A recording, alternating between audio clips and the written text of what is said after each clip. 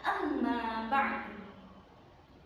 Dewan juri yang arif lagi bijaksana, kakak-kakak panitia yang dedikatif dan kompeten, serta para hadirin sobat da'i dimanapun kalian berada. Sebelum menyampaikan tausiah, izinkan saya memaparkan pantun terlebih dahulu. Rizky Febian pergi ke Makkah, pulangnya bawa kedong-dong. Perkenalkan saya Lailatul Sa'adah. Kalau gak kenalan, rugi dong. Masya Allah. Hadirin yang dirahmati Allah, sebagai makhluk, manusia memiliki dua tugas pokok, yaitu beribadah kepada Allah dan menjadi khalifatullah. Namun faktanya, survei mengatakan bahwa sekitar 70% umat muslim belum mengetahui konsep dari khalifatullah itu sendiri. Untuk itu, berdirinya saya di sini bukan karena tidak ada kursi, melainkan untuk menjunjung kebenaran ilahi Rabbi dengan bertausiah yang berjudul Pemuda Muslim hari ini adalah pemimpin masa depan. Hadirin rahimakumullah, Allah Subhanahu wa taala berfirman dalam Quran surat Al-Baqarah ayat 30 yang berbunyi, A'udzu billahi minasyaitonir rajim. Wa idz qala rabbuka lil malaikati inni ja'ilun fil ardi khalifah. Al-ayah yang artinya, dan ingatlah ketika Tuhanmu berfirman kepada para malaikat bahwa sesungguhnya Allah hendak menjadikan manusia sebagai khalifah di muka bumi. Mungkin sebagian dari kita masih banyak yang bingung, apa sih yang dimaksud khalifah di sini? Yang dimaksud khalifah di sini adalah pengganti Allah, yaitu pengganti Allah dalam menegakkan syariatnya, menegakkan ketauhidannya, dan dalam hal menetapkan ketetapan hukum terhadap hamba-hambanya. Oleh karena itu, kita sebagai pemuda harus mempersiapkan diri untuk menjadi khalifatullah sebagai bentuk ketaatan kita kepada Allah dalam menjalankan syariat-syariatnya. Pertanyaannya, mengapa harus pemuda?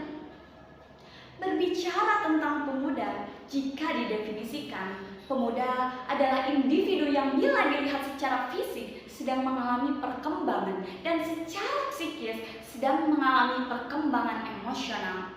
Sehingga pemuda merupakan sumber daya manusia pembangunan baik saat ini ataupun nanti yang akan menggantikan generasi sebelumnya.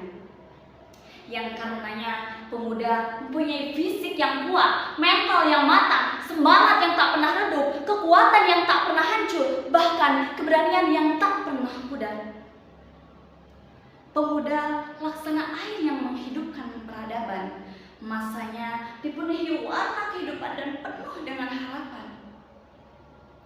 Allah Subhanahu wa taala berfirman dalam Quran surat Ar-Rum ayat 54, A'udzu billahi minasyaitonir rajim.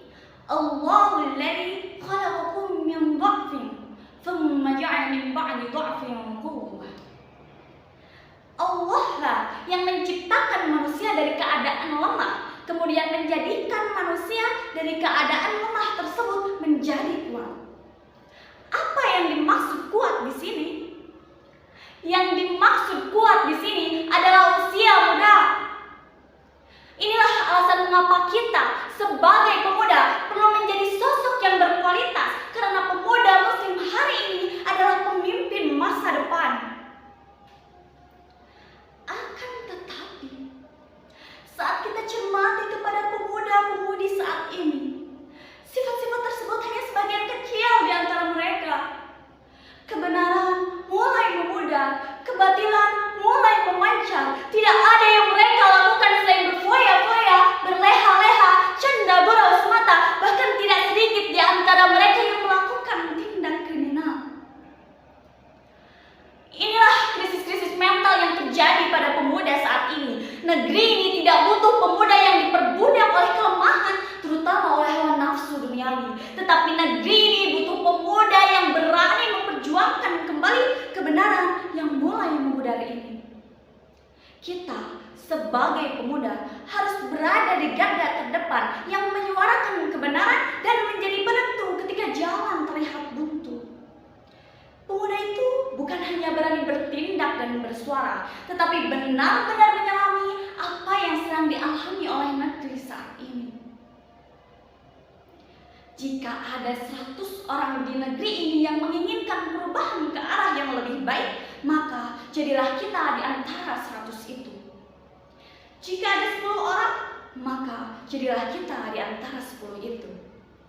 Dan jika hanya ada 1 orang, maka jadilah 1 orang itu. Mari kita bersama luruskan niat, luruskan jalan. Kita bersama harumkan bangsa dan agama ini. Kalau bukan kita, siapa lagi? Dan kalau bukan sekarang, kapan lagi? Dan ingat satu hal ini, bahwa kita, pemuda muslim, adalah pemimpin masa depan. Sekian sepatah dua patah yang dapat saya sampaikan. Terima kasih atas segala perhatiannya. Kurang lebihnya, saya mohon maaf yang sebesar-besarnya. Nasrun minallah wa fathun qarib. Saya tutup dengan doa. Rabbana atina fid dunya hasanah wa fil akhirati hasanah wa qina adzabannar. Akhir kata, assalamualaikum warahmatullahi wabarakatuh.